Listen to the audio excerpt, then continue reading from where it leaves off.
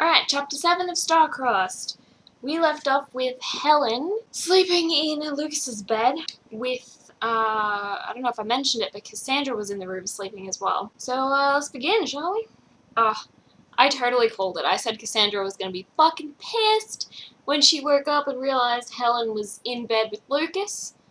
And now Ariadne, Noelle, and Cassandra are all standing around the bed arguing. And, Lucas, turns around and, tells him to go away, and he, snuggles into Helen.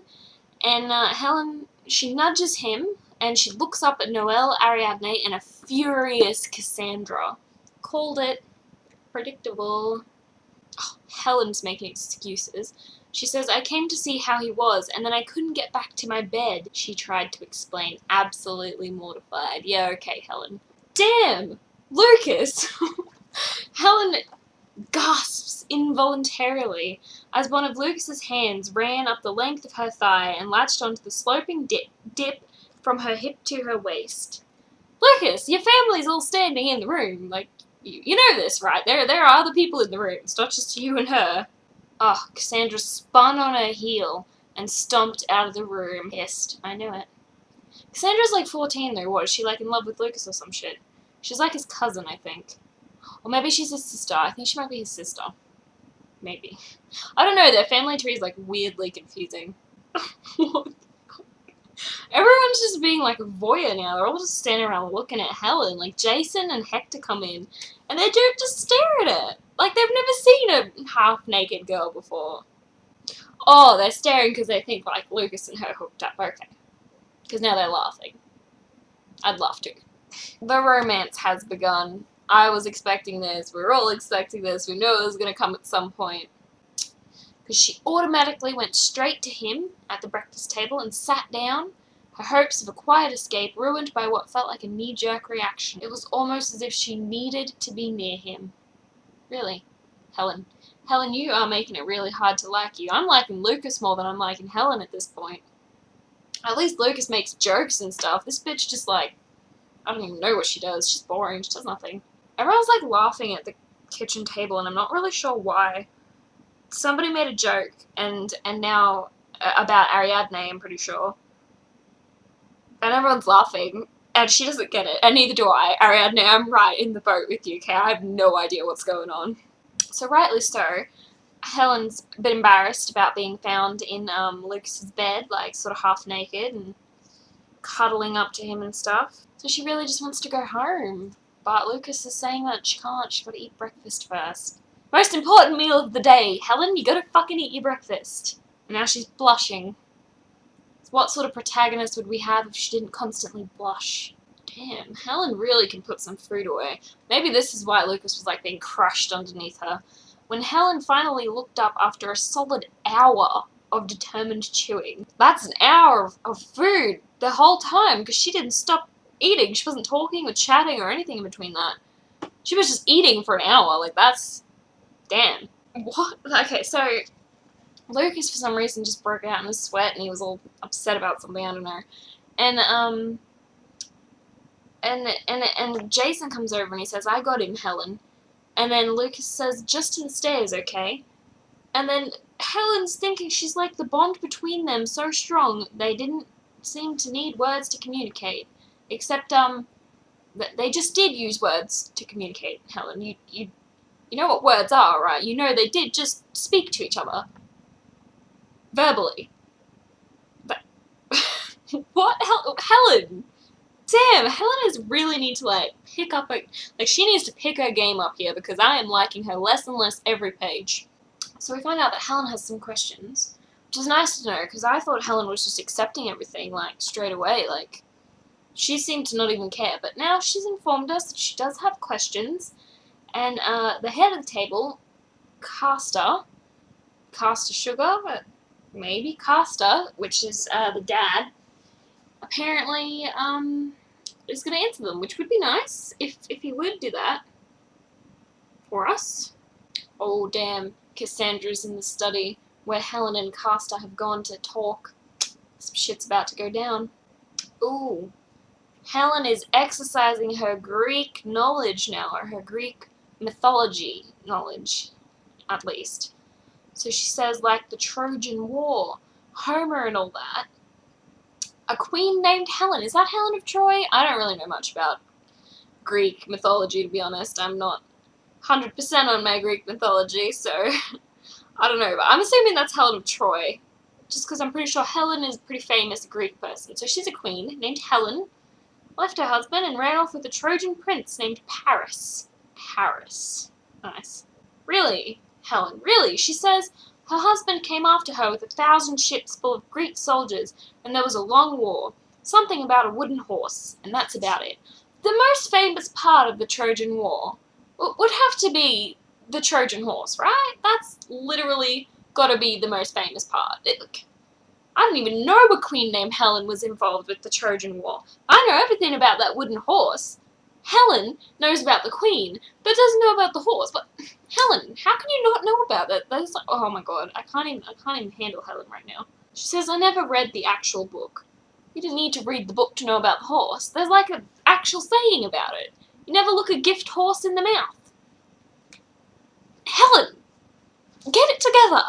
Okay, I'm confused by this little interaction Helen's had with Cassandra. So Cassandra hands her some books, anthology containing both the Iliad and the Odyssey, and Cassandra says, keep it, we've got plenty of extras, with a little smile, and Helen takes it as a joke apparently, so she like smiles at her. But was that a joke? I didn't really get any humor there, to be honest. If that was Cassandra's attempt at a joke, it was pretty bad. And if that was Helen's attempt at understanding humor, then it's also pretty bad, Helen. Alright, so we're getting a nice little bite-size like information happening here. Mostly about the Iliad and the Odyssey, and how Homer was a historian. Basically, the Scions are just descendants of Greek gods. I get that, yeah. Percy Jackson and the Lightning Thief, I got it. So I'm getting that this chapter is like a lot of history about the Trojan War. Well, not so much history, just kind of filler about the Trojan War. A lot of references to like Greek mythology and stuff. I'm not really too good with, as I said, Greek mythology, so I wouldn't know if any of this is right or wrong. But I'm sure the author did her research. So. Like throughout the first couple chapters, Lucas has been asking Helen what her house is, and Helen's always been like, my house? What are you talking about? Ooh, Lucas is so confusing. But now we're getting a explanation as to what the houses are. Houses are what we call the 4 different bloodlines of Scions, Cassandra interjected when she saw Helen frowning. They were royalty in ancient Greece. So the houses are like royalty, I guess.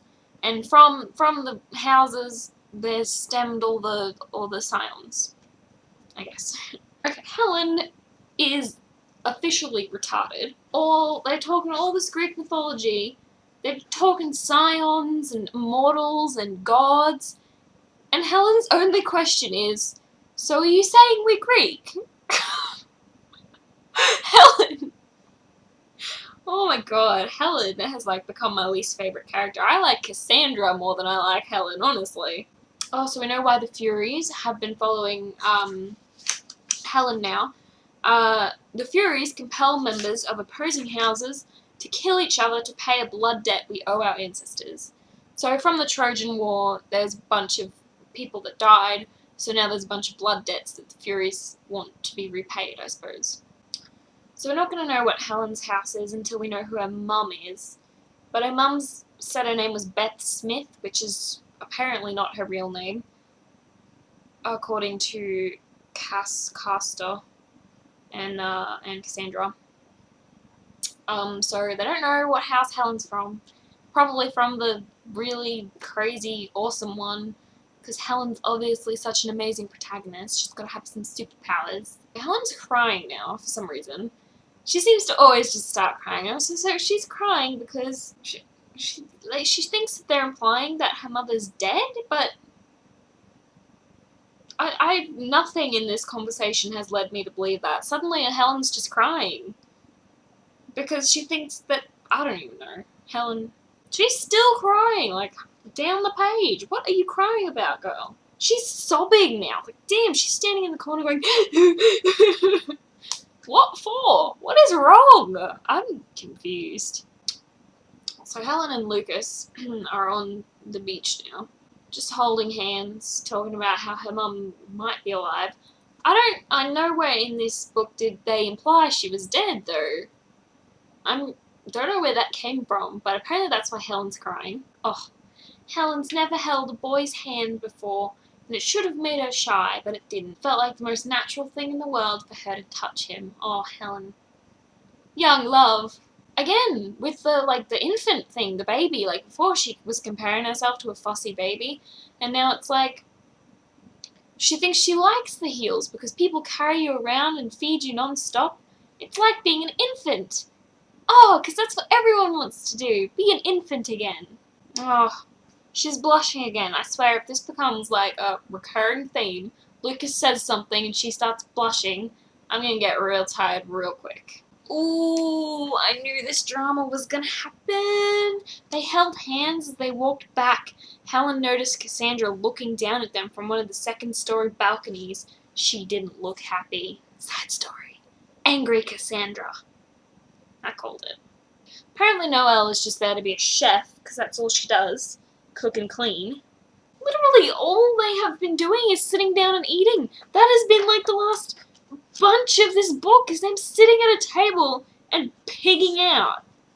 I thought books were supposed to have plot line and story, not just eating dinner. God. Ugh. This is gonna get real tiring, because they are being, like, overbearing and annoying. And Helen's like, I have to go home. And Lucas is like, you're not going anywhere. And she's like, well, no, I need to go pick up my dad from the airport because they're, like, gonna be home soon. And Ariadne's like, one of us can get them for you. How weird is that? Just let her fucking leave and pick her family up. Like, seriously. Pandora's back. I don't know who Pandora is, but she's still there. Yeah, Lucas is slowly losing cool points as well, because he's kind of just bossing Helen around at this point. She's saying she can't come over tomorrow afternoon, she has track. And Lucas says, I have football. I'll drive you back here after we're both done, and I can pick you up for school in the morning if you'd like. If you'd like. As if he won't show up anyway, and be like, get in the fucking car or I'll snap your neck.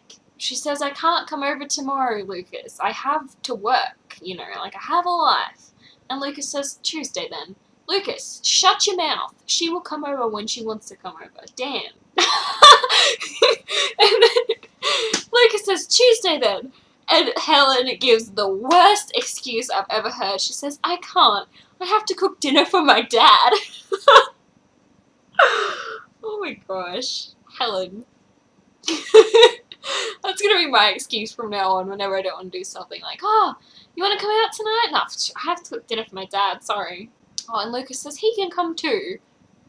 Really overbearing, not enjoying at all. Alright, so Helen says her dad won't allow her to come over Lucas's house because obviously, you know, Lucas's boy, Helen's girl, dad is overprotective, so her dad probably won't let her go.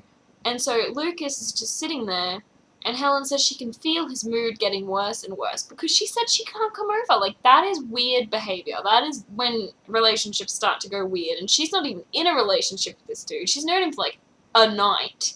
And he says, nope, this isn't going to work. And he pulls over. Oh my god, this guy. He says he's like a descendant of Apollo, which is the god of light. I knew that. But he's apparently also the god of music, healing, and truth.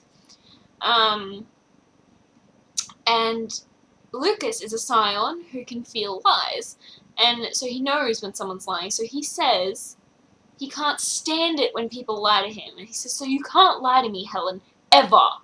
Apparently she was lying to Lucas, and that's why he was all angry. Lucas is like, well, sorry, but with me, you have to either be honest or silent. Okay. Wait a second. Helen's just walked up to her car, because Lucas drove her home. And she'd left her bag there when someone attacked her. And now she's realizing that her attacker was not Hector or Lucas. Who was her attacker then? Why are we only being told about this now?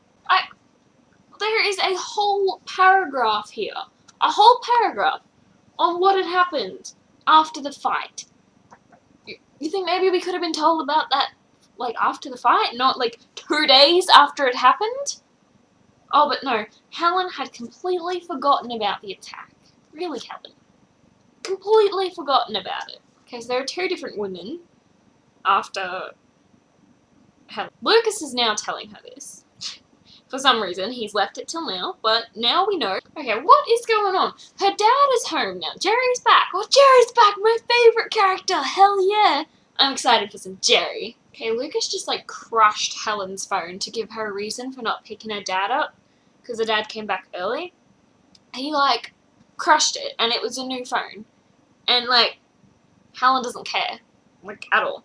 I'm sorry, but if a boy I just met crushed my phone in his hand, I would be like, bitch, please. Do you know how much that costs? You are replacing that right now. Whoa! Whoa, wait a second. We've done like a point of view switch. Like, the book's all in third person, but the first, like, this much, we've been sort of following Helen, but now we're following Lucas. Wow. Maybe we'll actually get some insight to some other characters then. Oh, I bet one of the women is her mum.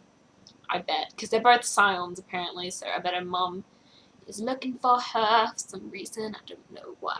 Him and Cassandra, because we're not on Helen anymore, we're with Lucas, having a really confusing conversation. He's saying he didn't touch her, but he can't stay away from her either. Okay, I think Cassandra can see the future or something. I don't know. They just had a really super confusing conversation. I don't know what, like, just took place. Like, Lucas is, like, all upset. He's like, if I take Helen, the war starts all over again. No amount of wishing will make it different. And I guess, so he can't be with Helen? Is that what he's implying there? I don't know, but that's the end of the chapter. Confusing. Again, not really a lot happened. I didn't feel like we made a lot of progress there. It was just kind of, we woken up, we got in trouble, we ate a bunch of dinner. I'm thinking that's a key theme in this book, the dinner. We're about a third of the way through the book, so that's cool. I don't know, yeah, I'm glad. Actually, that was a really good chapter, because Jerry came back, and we revisited the key theme of dinners. Another chapter later.